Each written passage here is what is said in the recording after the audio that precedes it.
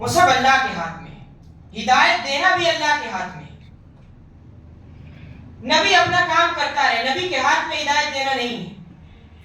اللہ کے نبی صلی اللہ علیہ وسلم کے بارے میں آتا ہے کہ اللہ کے نبی صلی اللہ علیہ وسلم کا حال یہ تھا فَلَعَلَّكَ بَاخِعٌ نَفْسَكَ عَلَىٰ آثَارِهِمْ إِن لَّمْ يُؤْمِنُوا بِهَٰذَا الْحَدِيثِ أَسَفًا۔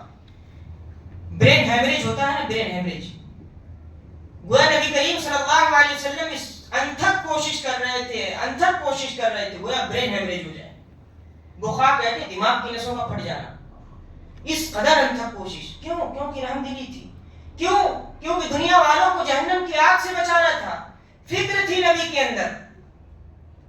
یہی کوشش نبی کریم صلی اللہ علیہ وسلم کو بے چین کر رہی تھی، اور آپ کی خواہشات حد سے زیادہ بڑھ جاتی تھی کہ کاش یہ ایمان لا دے، کاش یہ ایمان لا دے۔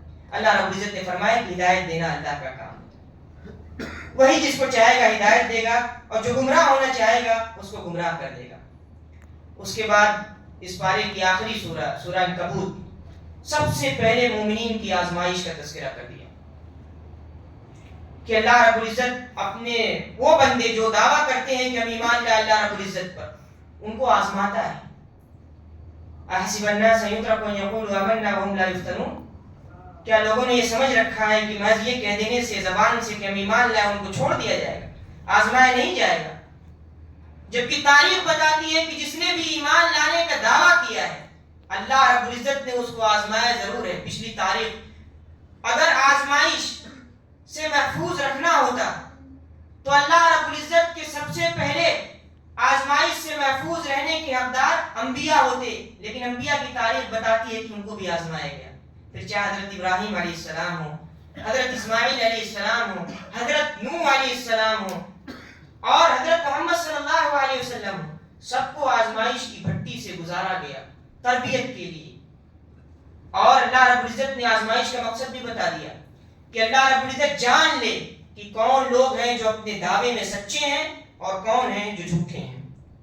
اس کے بعد پھر رسالت کا تذکرہ کیا کہ یہ بات جان لو کہ جو بھی رسول آتا ہے اللہ رب العزت کی طرف سے آتا ہے، وہ اپنے سے رسالت کا دعویٰ نہیں کرتا، وہ اللہ رب العزت کی طرف سے بھیجا جاتا ہے اور قوم کو گمراہی سے نجات دینے کے لیے بھیجا جاتا ہے۔ پھر گھمنڈ کا انجام کا ذکر کیا کہ گھمنڈ کا انجام بہت برا ہوتا ہے۔ گھمنڈ انسان کو ذلیل و رسوا کرتا ہے۔ گھمنڈ، حسد، یہ ایسی بیماریاں ہیں جو انسان کو کھوکھلا کر دیتی ہیں، اندر سے انسان کا مزاج چڑچڑا ہو جاتا ہے۔ پھر وہ یہ سمجھتا ہے، پھر آپ دیکھتے ہیں کہ بعض لوگ گھمنڈ کی وجہ سے سوسائڈ کر لیتے ہیں۔ یہ اتنا گھمنڈ نشے میں چور ہوتے ہیں کہ ان کو کچھ نہیں سمجھ میں آتا، دنیا کے لوگوں سے بیزار ہو جاتے ہیں اور پھر مجبور ہو جاتے ہیں سوسائڈ کرنے پر۔ تو پھر اس کا انجام انتہائی گھناؤنا، انتہائی برا ہوتا ہے، اور قیامت کے دن تو اس کا انجام بہت برا ہوگا۔ فرعون نے گھمنڈ کیا، نشے میں چور تھا، کیا انجام ہوا؟ سمندر میں ڈبا دیا گیا۔ شداد کو گھمنڈ تھا، جنت بنوائی تھی زمین پہ، کیا انجام ہوا؟ اپنی جنت ہی میں داخل ہو سکا۔ پھر شرک کی مثال بیان کی۔ شرک کی مثال، مکڑی جالا بناتی ہے اور سب سے کمزور گھر مکڑی کا گھر ہوتا ہے، مکڑی کا جالا بہت کمزور ہوتا ہے، انسان اس کو ہاتھ سے ایسے ہٹا دے ہٹ جاتا ہے۔ یہی حال شرک کی بھی ہے، سب سے کمزور بنیاد شرک کی ہوتی ہے۔ وہ عقیدے میں کمزوری لاتا ہے، وہ انسان کی روح کو کمزور کرتا ہے اور انسان کو پھر در بدر بھٹکاتا رہتا ہے۔ پچھلی سورہ کے ایک واقعے کا ذکر چھوٹ گیا، سورۃ القصص میں قارون کے واقعے کا ذکر ہے۔ قارون کون تھا؟ حضرت موسیٰ علیہ السلام کی خاندان کا تھا، لیکن فرعون سے دوستی کا ہاتھ بڑھا رہا تھا۔ اللہ رب العزت نے خوب مال و دولت دی تھی، اور جب موسیٰ علیہ السلام کہتے تھے کہ اللہ رب العزت کا شکر ادا کرو، اس کے فرما بردار بندے بنو، تو کہتا تھا کہ یہ مال و دولت اللہ رب العزت نے دیا ہے کیا؟ یہ تو میری اپنی محنت اور کمائی کا نتیجہ ہے۔ فخر کرتا تھا، گھمنڈ کرتا تھا،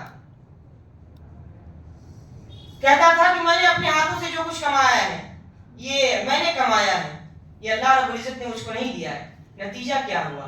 جب ناشکری کی تو اللہ رب العزت نے اس کو زمین میں دھسا دیا۔ یہ تمام تینوں صورتیں، اس میں جو پیغامات ہیں وہ یہ کہ دیکھو